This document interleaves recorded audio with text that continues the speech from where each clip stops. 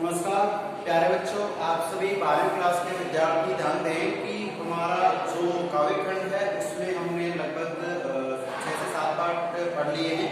और अब जो हमारा गद्य खंड है वो भी इम्पोर्टेंट है। उसमें हमने भय का जो है लेके भय के पॉइंट्स के माध्यम से हमने उस पाठ को डिस्क्राइब कर लिया है, समझ लिया है। और अब मेरा मानना है कि भय के बाद अगला जो लेसन 11 नंबर का है वो है बाधा दर्शन। और इसके जो लेखक है वो है जयेंद्र कुमार। प्यारे बच्चों, आपके एग्जाम में एक लेखक का या एक कवि का परिचय पूछते हैं। अब वो आपके ऊपर निर्भर करता है कि आप लेखक परिचय एग्जाम में लिख के आते हैं या कवि परिचय, ठीक है। दोनों में समान ही शब्द सीमा होती है और याद करने का तरीका सबका अलग अलग है। तो जो लेखक है उनकी भी रचनाएं होती हैं, कवियों की रचना होती है। प्रश्न जो आता है उसमें 2 नंबर का व्यक्तित्व होता है, जो ऊपर उसका नाम उसकी एजुकेशन, उसकी पर्सनल लाइफ के बारे में लिखते हैं। और 2 नंबर का होता है उसका कृतित्व, उसने समाज में देश के लिए या क्या रचनाएं लिखी हैं। तो प्यारे बच्चों, आप जानते हैं कि हमें व्यक्तित्व और कृतित्व दोनों को समायोजित करके लिखना होता है। जो बच्चा जितना अच्छे ढंग से लिखता है उतने उसके मार्क्स आते हैं, ठीक है। तो ये जो मैं आपको प्रत्येक पाठ को शुरू करने से पहले वीडियो भेजता हूँ, ये वीडियो आपके लिए बहुत ज्यादा कीमती होता है कि न जाने कौन सा लेखक, कौन सा कवि आपको ठीक से याद हो जाए और उसी को आप एग्जाम में आ जाए। तो कवि और लेखक पढ़ने पड़ते हैं। तो मैं चाहता हूं कि अब हम पढ़ रहे हैं इसको बाधा दर्शन के लेखक है जयेंद्र कुमार। तो जयेंद्र कुमार ऐसे लेखक हैं जिनके बारे में यूं है कि सभी जो लेखक हैं वो आप और हमारी तरह सिंपल सादा अर्थों में यूं कहूं कि समाज के पात्र ले लेते हैं, समाज की घटनाओं को ले लेते हैं, उसी के आधार पे कहानी लिखते हैं। ये समाज में कोई बुराई को देखते हैं, उसको दूर करने के लिए एक कहानी का या फिर किसी निबंध का प्रयोग करते हैं। तो सभी जो लेखक हैं उनका तरीका अलग है। मैं आपको बता दूं, सबसे हटके, सबसे अलग अगर कोई लेखक है वो जयेंद्र कुमार है। क्यों है? क्योंकि ये देखो, प्रत्येक लेखक में कोई ना कोई विशिष्ट गुण होता है, ठीक है। जैसे कबीरदास कवि है, उनमें निर्गुण धारा है। निर्गुण का मतलब कि वो पाठ पूजा, मूर्ति पूजा, यात्रा भ्रमण, यहाँ ऐसे तिलक छाप, इनको मानते नहीं है। एक जगह बैठ के और समाज को निहारा, देखा और उसमें जो कमियां है उनको दूर करने के लिए आत्मिक और आध्यात्मिक ज्ञान का परिचय दिया। अब बात करें कि इनमें अलग क्या है, तो बाकी लोग तो वही बनी बनाई बातें, समाज परिवार की कहानी लेके आते हैं। ये जो जयेंद्र कुमार है ये भी उनकी तरह ही है, कोई अलग तो नहीं, लेकिन इनकी कहानियों में एक विशिष्ट वस्तु का, हमें विशिष्ट कथा वस्तु का वो मिलता है। क्या, कैसे? जयेंद्र कुमार का एक नाम आते ध्यान रखना है, मनोवैज्ञानिक। जयेंद्र कुमार नाम आते क्या सुनना है? मनोवैज्ञानिक कहानीकार कहना है, ठीक है। अब मनोविज्ञान जो शब्द है प्यारे बच्चों में, कल भी जैसे कुछ बच्चे क्लास लेते हैं, कुछ आते हैं, उसमें डाउट्स क्लास के लिए कुछ बच्चों ने पूछा है। तो उसमें देखिए आप कि मनोविज्ञान जो शब्द है, ठीक है, ये साइकोलॉजिकल शब्द मानिए। ध्यान दीजिए, जो मनोविज्ञान है वो किससे बना है, थोड़ा ध्यान यहाँ पे, PSYCHOLOGY, साइकोलॉजी। साइकोलॉजी इंग्लिश का वर्ड है, लैटिन भाषा में लिखा गया है। तो साइकोलॉजी में पहला वर्ड तो पी आता है, लेकिन ये साइलेंट रहता है, इसलिए इसको साइकोलॉजी बोलते हैं। तो साइकोलॉजी का मतलब होता है मनोविज्ञान। और मनोविज्ञान को शिक्षा में लेके आए, इसका मतलब है कि कोई बच्चा, मालूम है टीचर में सामने बैठते क्लास में कोई बच्चा है, तो उस बच्चे को मानसिक रूप से अगर मैं समझ जाता हूँ, उसी को मनोविज्ञान कहते हैं। और उसको समझ के मैं उस बच्चे को वो समझा देता हूँ जो मैं समझाना चाहता हूँ, तो समझो कि मनोविज्ञान की वजह से उस बच्चे का भी ज्ञान में वृद्धि होती है, जो बाकी बच्चों से भिन्न है। कोई बच्चा शरारती होता है, कोई जिज्ञासु होता है, कोई तन मन धन से पढ़ने के लिए बैठा है, कोई ऐसा भी है ध्यान तो पूरा लगा है, पढ़ नहीं पा रहा है। तो कई प्रकार के, क्योंकि मस्तिष्क जो है ना, उसकी बनावट सेम हो सकती है, लेकिन उसकी जो गुणवत्ता है उसमें कम ज्यादा अंतर रहता है, ठीक है। तो बात करें कि सब में अलग अलग बुद्धि लब्धि होती है, उस बुद्धि लब्धि के आधार पे टीचर, माँ बाप उनमें ज्ञान प्रवाहित करते हैं। तो अवशोषण करने का, उसे प्राप्त करने का जो तरीका सबका अलग अलग होता है। तो ये जो पार्ट है ये कैसा है? मनोवैज्ञानिक। ठीक है।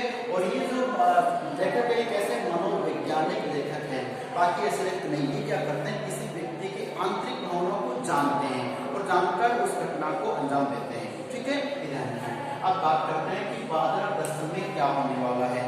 तो प्यारे बच्चों, बाजार दर्शन 12वीं क्लास के हिसाब से जो लेख है, पाठ है, तो इस निबंध में क्या है, निबंध है।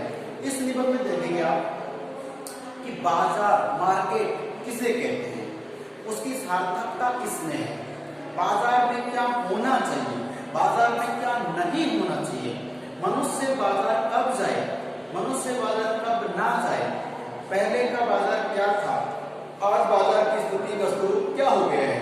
इन सब प्रश्नों का उत्तर अगर आप समझ चुके हैं, समझ जाओगे, तो बाजार दर्शन पाठ में से आपको ज्यादा नहीं तो 5 से नंबर डेफिनेट आपको प्राप्त होने वाले हैं।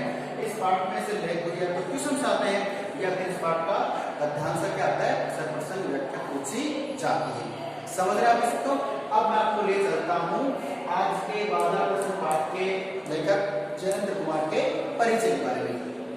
सिंपल सी बात में याद रखना है कि हिंदी के प्रसिद्ध या सुप्रसिद्ध कह सकते हो, प्रतिष्ठित कह सकते हो, सम्मानित कह सकते हो, कथाकार कहानीकार है जयेंद्र कुमार, इनका नाम है। और इनका जो जन्म है वो 1905 में हुआ है। बहुत से बच्चे हैं जिनको जन्म मृत्यु याद नहीं होती है। मैं आपको एक ही दिलाता हूँ, आज जो पढ़ रहे हो ना, डेफिनेट याद होगा। क्यों? इनका नाम जो है जयेंद्र कुमार है। जयेंद्र इंद्र को जानने वाला, और जयेंद्र जो है ये मनोवैज्ञानिक कहानीकार है, जो बाकी कोई ऐसा लेखक नहीं है, सबसे हटके है। ठीक है, ये व्यक्ति को पहले जैसे जादू मंत्र करते हैं ना, आगे वाले की सारी शक्तियों को अपन अपने अंदर ले लेते हैं, जान लेते हैं और फिर उसका आंसर देते हैं। तो ये पूरी घटना क्या करता है कि साइकोलॉजी के आधार पर कहानी बनाते हैं। ठीक है, जैसे सीआईडी देखते होंगे ना, डिटेक्टिविटी देखते होंगे, ये घटना कब घटी होगी, क्यों घटेगी, ऐसा होता तो क्या होता, बिल्कुल साइंस साइकोलॉजी के आधार पर कहानी हिंदी में बड़ा अचंभित बात है। और आपको बता दें, पाजेब नाम की कहानी है, वो बच्चों को लेकर बनाई कहानी है। ठीक है, खेल कहानी है। तो मुझे भली बात याद है कि जो 11वीं क्लास को पास करके बच्चे 12वीं क्लास में बैठे हैं, उन बच्चों को मैंने 11वीं क्लास में खेल कहानी पढ़ाई थी। ठीक है, उस खेल कहानी में जयेंद्र कुमार को हमने पढ़ लिया था। जयेंद्र कुमार ने उस कहानी में एक छोटी लड़की, एक उसका भाई, लड़की के द्वारा बाहर बनाना और बाहर को भाई के द्वारा तोड़ना, पढ़ा होगा कुछ याद आ रहा है? धन्यवाद, याद आ गया। तो वो ही जयेंद्र कुमार है जो 12वीं क्लास में पढ़ रहे हैं। अब पूछने का जन्म परिचय लेख परिचय पूछता होगा, सर याद नहीं है, कहानी याद आ गई, अच्छी बात है। खेल की कहानी है, पाजेब की कहानी है, और आज यहाँ पर बाजार दर्शन निबंध पढ़ रहे हैं। ठीक है, तो प्यारे बच्चों, आज इस क्लास में जयेंद्र कुमार साइकोलॉजिस्ट है, मतलब एक मनोवैज्ञानिक कहानीकार हैं। और हिंदी के प्रसिद्ध कथाकार जयेंद्र कुमार का जन्म 1905 में हुआ। 1905 डेट याद रखने की दिक्कत ही नहीं है, ये डेट बहुत स्पेशल है इतिहास में। 1905 के दिन भारत में बंगाल का विभाजन हुआ था। बंग भंग मतलब बंगाल का विभाजन कर दिया था अंग्रेज सरकार ने। ठीक है, 1905 में, समझ रहे हो, क्योंकि वो पावरफुल बनता जा रहा था, उसके उसको अलग अलग कर दिया, शक्ति कम हो गई। यही तो सिस्टम था अंग्रेजों का, खूब डालो राज करो ना, रूल एंड लाइफ। प्यारे बच्चों, आगे बढ़ते हैं। जन्म कहाँ हुआ? अलीगढ़, जो बहुत शानदार जगह, अलीगढ़ के कोड़ियागंज में हुआ। यूपी की बात कर रहे हैं। चलिए, अब इन्होंने मैट्रिक तक शिक्षा, मैट्रिक मैंने जानबूझ के लिखा है भाई कि मैं सीधा लिख सकता, मैट्रिक कौन सी क्लास होती है, ये यूपी बिहार की बात करें तो वहां पे क्या होता है, 10वीं क्लास को मैट्रिक बोलते हैं। ठीक है, तो मैट्रिक तक की शिक्षा कहां से? हस्तिनापुर से। और हस्तिनापुर एक ऐसी जगह है जिसका जिक्र आपको महाभारत में भी, गीता में, रामायण में कहीं ना कहीं आपको मिलता है। तो महाभारत का आपको ध्यान रखना है, हस्तिनापुर की याद रखना। हस्तिनापुर उसका एक जगह बहुत स्पेशल है। ठीक है, तो हस्तिनापुर में भाई इन्होंने शिक्षा प्राप्त की है, कहाँ तक? 10वीं क्लास तक, मैट्रिक तक। उसके बाद फिर उच्च शिक्षा प्राप्त करने के लिए काशी विश्वविद्यालय चले गए और वहाँ अच्छी पढ़ाई लिखाई की, पढ़ने का जुनून था। लेकिन आप जानते हो ना कि जो कॉलेज लेवल होता है उसमें युवा होते हैं। आप लोग अभी आप अगले साल फर्स्ट ईयर कॉलेज में जाओगे ना, तो युवा होते हैं, युवा में जुनून ज्यादा होता है। वो देश के लिए, परिवार के लिए पता नहीं क्या कुछ करने की सोचता है, सोचता जरूर है, होता क्या है वो तो फिर वही जानते हैं। तो ऐसे ही हमारे जयेंद्र कुमार जी भी काशी विश्वविद्यालय में क्या कर रहे थे? पढ़ रहे थे। उस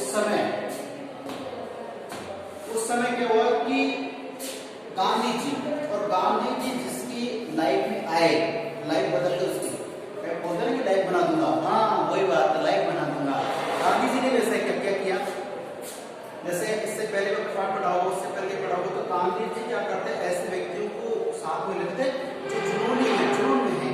तो आपको बता दो, काशी विश्वविद्यालय में जब जयेंद्र कुमार पढ़ रहे थे कॉलेज में, उस समय गांधी जी ने उनसे संपर्क किया और बातें बताई, देश के बारे में जुनून जगाया। और ये बंदे कौन, जयेंद्र कुमार जी भी गांधी जी की बातों में आ गए और कौन सा आंदोलन, असहयोग आंदोलन। प्यारे बच्चों, आप 12वीं क्लास में, मैंने आपको 11वीं में बताया था, फिर बता रहा हूँ, असहयोग आंदोलन कब, 1920 में।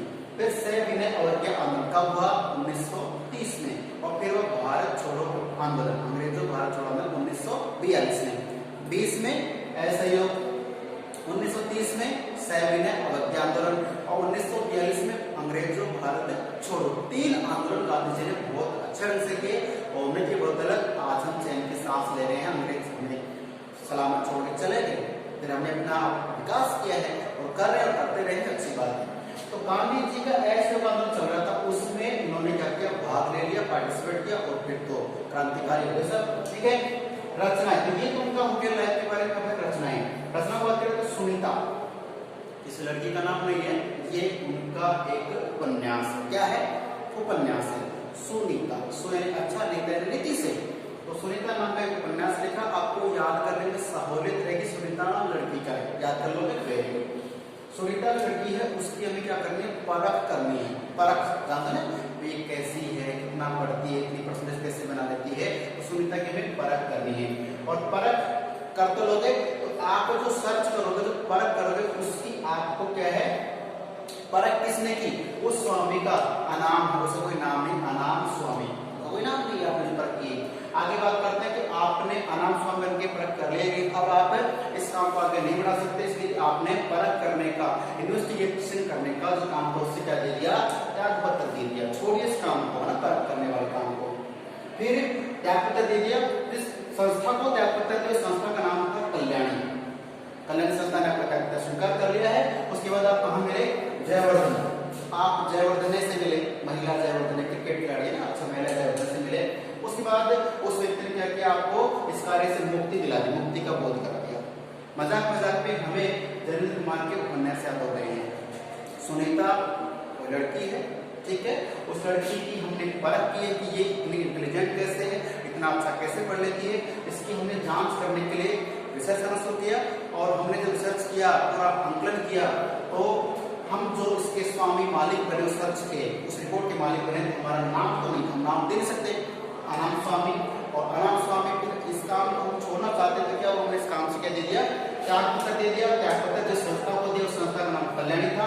कल्याणी से जैसे हम बाहर निकले, हमें कौन मिले, जयवर्धने, और जयवर्धने है वो हमें क्रिकेट में ले आते हैं, और हमारा क्या हो जाता है, मुक्ति का हमें एहसास हो जाता है। ठीक है, चलिए ये सब क्या देंगे, उपन्यास में आगे बढ़ते हैं। आगे फिर जैसे आपने मुक्ति बोध, मुक्ति मिल गई तो क्या हुआ कि लोग बातें करते हैं, वातायन, वातायन, ठीक है, वातायन। और वातायन भी कब, जब आप मुक्ति बोध मतलब कि उस सर्च वाले कार्य से मुक्त हो चुके हैं, आपने क्या कि एक दिन बातचीत कर रहे थे, वातायन कर रहे थे, वातायन वो भी कब, एक रात को, कौन सी रात को, एक रात को। और एक रात बातें कर रहे थे, बातें करते करते बात किससे आ गई, 2 चिड़ियाओं की बात आ गई, 2 चिड़िया, ठीक है। अब 2 चिड़िया हैं, वो चिड़ियों को क्या होने वाली है, फांसी होने वाली है, ठीक है। इस चिड़ियों को जो फांसी होने वाली है, इन चिड़ियों को बता सकती है तो एक लड़की को कहा कि है नीलम, नीलम देश की राजकन्या, क्या समझे, 2 चिड़ियों को जो फांसी होने वाली है, उनको क्या है कि फांसी होने वाली है, नीलम देश की राजकन्या, वो ही इस इनको फांसी से बता सकती है। लेकिन फिर वही बात, लड़की का चक्कर आ गया, तो वही बात करके राजकन्या है।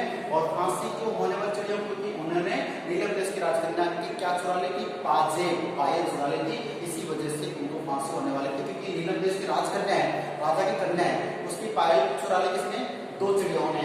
और ये 2 चिड़ियों की कहानी एक रात को पढ़ रहे थे, दूसरे पढ़ रहे थे, वातायन एक रात, ठीक है। तो इनकी पायल पाजे वापस देनी है, होगी नहीं तो फांसी हो जाएगी राजा के द्वारा, ठीक है। तो ये सब क्या है, कहानी है, ठीक है।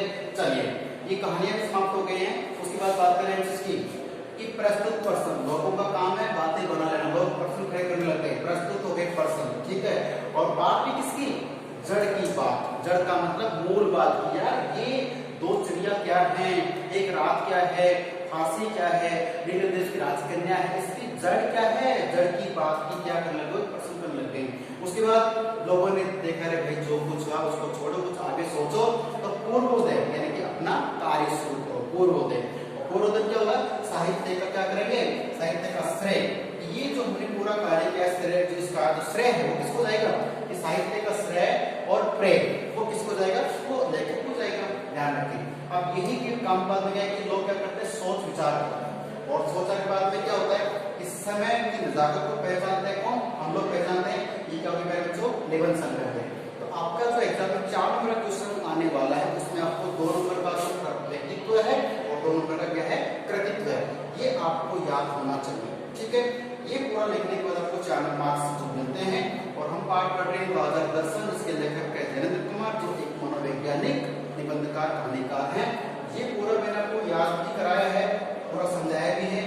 और इसके बाद हमारा शुरू होगा पाठ बाजार दर्शन, जिसमें से क्वेश्चन हर साल 100% आते हैं, लेकिन इसको समझेंगे तभी प्रश्न आएगा। पाठ के लास्ट वाले प्रश्न कभी नहीं आते हैं, इसमें बीच में से प्रश्न आता है जिसका उत्तर वही बच्चा दे सकता है जिसने पाठ को समझा है, जाना है।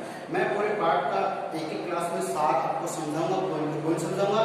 आपका कर्म इतना सा कि आप उस पाठ को घर पे पढ़ें।